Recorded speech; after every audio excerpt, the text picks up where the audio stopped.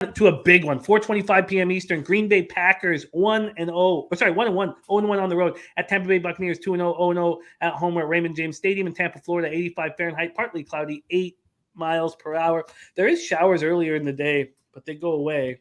But I'll keep an eye on that. We all should. Let's take a look at the line history here in this one. This is going to be a lot of fun. Rodgers, Brady. How many more opportunities are we going to get of this matchup? Bucs open up -2.5, -114. They're now -2.5 and +102. So that's a 16-cent move to the Packers. From a total standpoint, it opened up at, I don't believe this. I guess I should believe it. Did it really drop this many points? It says that it opened up at 47.5. They're soft openers. Not really. Like Sunday, you could bet a 45. And I did because that was still too high. But yeah, I mean, there were 48s before the games were played on Sunday. And I know people who bet some under 48s and said that's silly. I regret it. I'm just, right off the top, I made a bet that's long gone. I have an under 45 here from Sunday night. And again, it's just based on what I've said earlier about the Saints game. This Tampa Bay defense is sick as fuck right now. It is really put together well. And if they're going to be missing receivers and playing the offense, they're going to have to play while they wait for everybody to get healthy. And then I'm sure it took another little dip off the Evans suspension. And actually, you know what? The Packers have a very good defense as well. These are two of the better defenses in the NFC going at each other.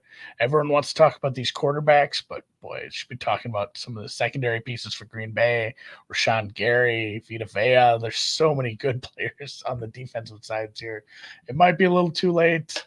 This is where you hope for a kickoff return right off the bat. Not me. I'd hate that. But from a live betting standpoint, that maybe gets you some sort of inflated live number.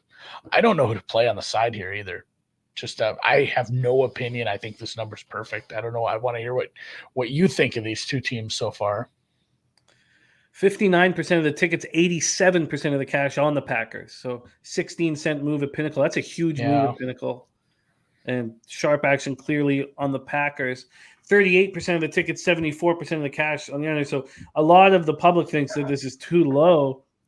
Maybe there's been some sharp action for the middle. Could easily be in play. If you have a 48 or something and there's a 41, it's not a bad middle. Yeah, no doubt. No doubt. Alfonso saying Tampa's allowed 13 points this season. Let's start with the Packers coming off their 7th straight win over the Bears, 27-10 at home. Rodgers 19-25, 234 yards, 2 touchdowns, no picks. 24-5 against the Bears in games Rodgers has started. Rodgers completed passes to 8 receivers. None had more than 3 receptions. Sammy Watkins caught 3 passes for 93 yards. Aaron Jones and A.J. Dillon look very good.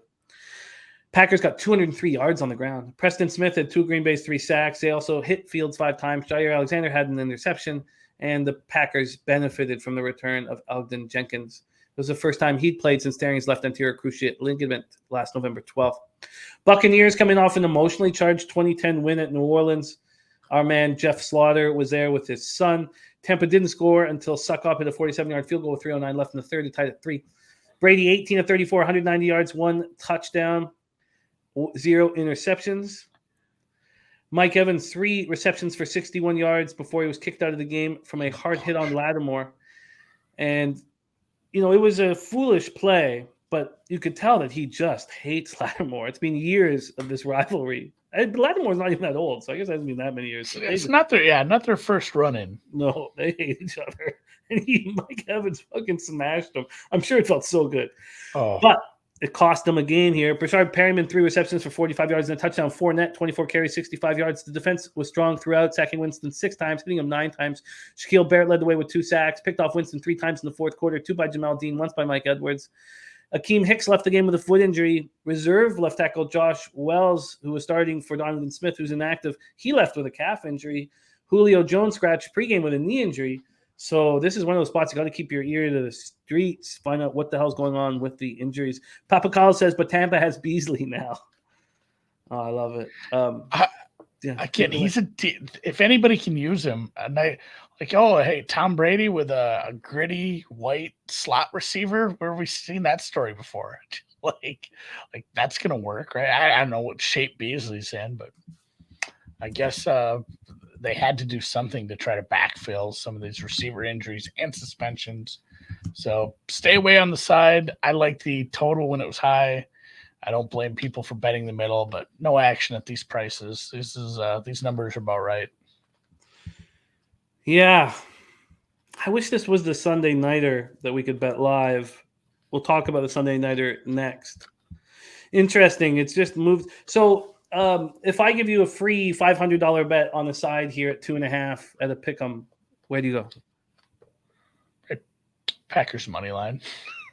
So I always change it. You say side, and I bet a money line anyway. But I would take the Packers side just in a close game like this. And I hate taking 2.5, so I would just bet them straight up. But I think it's going to be very competitive. Whoever can run the ball better. And Green Bay has 2 good running backs to Tampa Bay's 1, although that front is nasty. The Hicks injury isn't great. We'll see what Tom does with his limited weapons. I think it's going to be more leaning on Lenny and that defense. But in a close game, yeah, give me the Packers at a nice money line price. It will be a fun game. I love being in the Cappers contest where you have to make 5 picks, and then also being in a pool where you have to pick every game against the spread. Them, yeah. For the games where you don't have your own action on, at least you can still have some. Yeah, and to the point of too, like Green Bay's running backs, it's not just how they run; it's how they'll use them in the short passing game too. I think that's probably the way they're going to find the end zone this week. Oh, I love it. I wish we had action. What a move! 48-41. Holy shit!